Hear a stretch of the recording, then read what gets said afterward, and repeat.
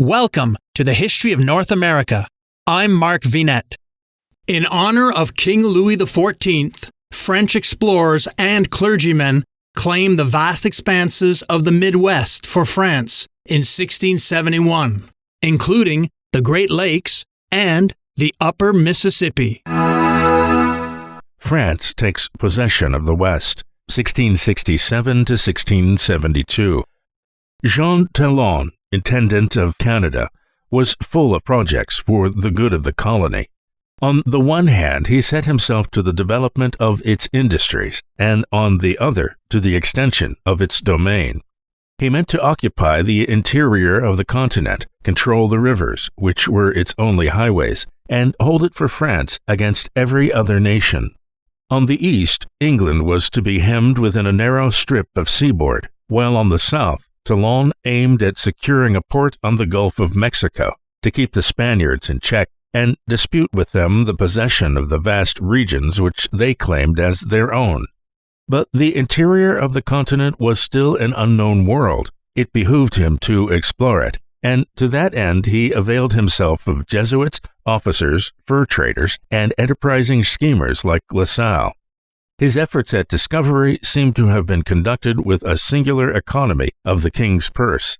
La Salle paid all the expenses of his first expedition, made under Talon's auspices, and apparently of the second also, though the intendant announces it in his dispatches as an expedition sent out by himself.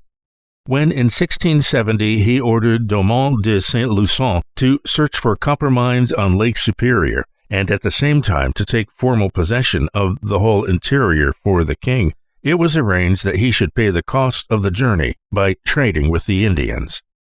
Saint-Lusson set out with a small party of men, and Nicolas Perrot as his interpreter.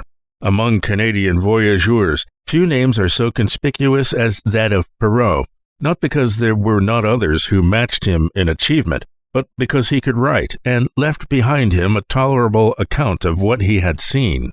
He was at this time 26 years old, and had formerly been an engagé of the Jesuits. He was a man of enterprise, courage, and address, the last being especially shown in his dealings with Indians, over whom he had great influence. He spoke Algonquin fluently, and was favorably known to many tribes of that family. Saint-Lusson wintered at the Manitoulin Islands, while Perrot, having first sent messages to the tribes of the north, inviting them to meet the deputy of the governor at the Sault Ste. Marie in the following spring, proceeded to Green Bay to urge the same invitation upon the tribes of that quarter. They knew him well, and greeted him with clamors of welcome. The Miamis, it is said, received him with a sham battle, which was designed to do him honor, but by which nerves more susceptible would have been severely shaken. They entertained him also with a grand game of lacrosse, the Indian ball play. Perrot gives a marvelous account of the authority and state of the Miami chief, who, he says, was attended day and night by a guard of warriors, an assertion which would be incredible were it not sustained by the account of the same chief given by the Jesuit de Blanc. Of the tribes of the Bay, the greater part promised to send delegates to the Sioux, but the Potawatomis dissuaded the Miami potentate from attempting so long a journey, lest the fatigue incident to it might injure his health, and he therefore deputed them to represent him and his tribesmen at the great meeting. Their principal chiefs, with those of the Sacs, Winnebagoes, and Menominees, embarked and paddled for the place of rendezvous, where they and Perrot arrived on the 5th of May. Saint-Lusson was here with his men, 15 in number, among whom was Louis Joliet, and Indians were fast thronging in from their wintering grounds, attracted as usual by the fishery of the rapids, or moved by the messages sent by Perrot, Crees, Monsones, Amuquois, Nipissings, and many more. When 14 tribes or their representatives had arrived, Saint-Lusson prepared to execute the commission with which he was charged. At the foot of the rapids was the village of the Sauteurs. Above the village was a hill, and hard by stood the fort of the Jesuits. On the morning of the 14th of June, Saint-Lusson led his followers to the top of the hill, all fully equipped and under arms. Here, too, in the vestments of their priestly office, were 4 Jesuits, Claude de Blanc, superior of the missions of the lakes, Gabriel Drier, Claude Allouet, and Louis André. All around the great throng of Indians stood or crouched or reclined at length, with eyes and ears intent. A large cross of wood had been made ready. De Blanc, in solemn form, pronounced his blessing on it, and then it was reared and planted in the ground, while the Frenchmen, uncovered, sang the Vexille Regie. Then a post of cedar was planted beside it, with a metal plate attached, engraven with the royal arms, while St. Luson's followers sang the Exodia, and one of the Jesuits uttered a prayer for the king. St. Luson now advanced, and holding his sword in one hand, and raising with the other a sod of earth, proclaimed in a loud voice, "In the name of the most high, mighty, and redoubted monarch Louis XIV of that name, most Christian king of France and of Navarre, I take possession of this place, Sainte Marie de Sault, as also of Lakes Huron and Superior, the island of Manitoulin, and all countries, rivers, lakes, and streams contiguous and adjacent thereunto, both those which have been discovered and those which may be discovered hereafter, in all their length and breadth, bounded on one side by the seas of the north and of the west, and on the other by the South Sea, declaring to the nations thereof that from this time forth they are vassals of his majesty, bound to obey his laws and follow his customs, promising them on his part all succor and protection against the incursions and invasions of their enemies, declaring to all other potentates, princes,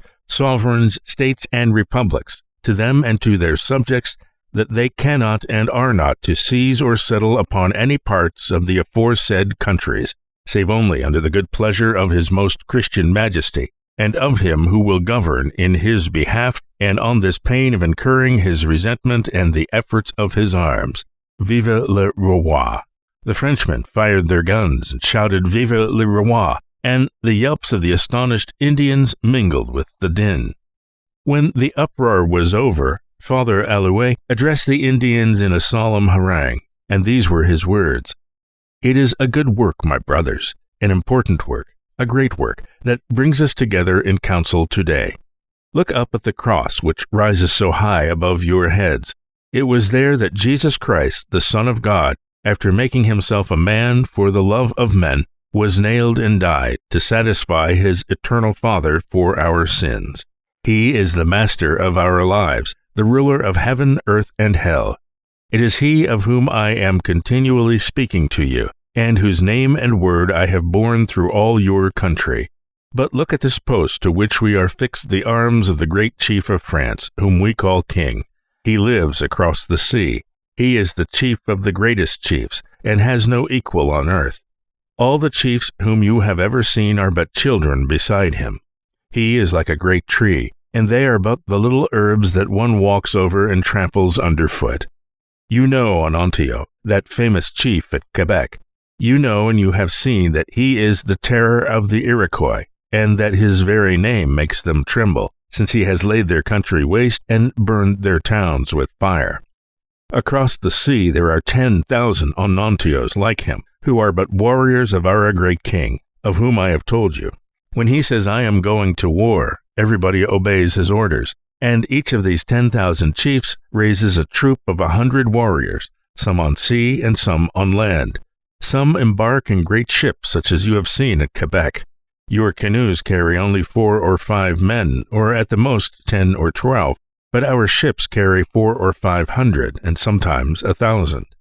Others go to war by land, and in such numbers that if they stood in a double file, they would reach from here to Mississisquank, which is more than 20 leagues off. When our king attacks his enemies, he is more terrible than the thunder. The earth trembles, the air and the sea are all on fire with the blaze of his cannon. He is seen in the midst of his warriors, covered over with the blood of his enemies, whom he kills in such numbers that he does not reckon them by the scalps, but by the streams of blood which he causes to flow. He takes so many prisoners that he holds them in no account, but lets them go where they will, to show that he is not afraid of them.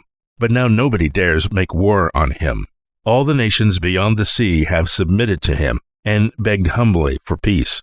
Men come from every quarter of the earth to listen to him and admire him. All that is done in the world is decided by him alone.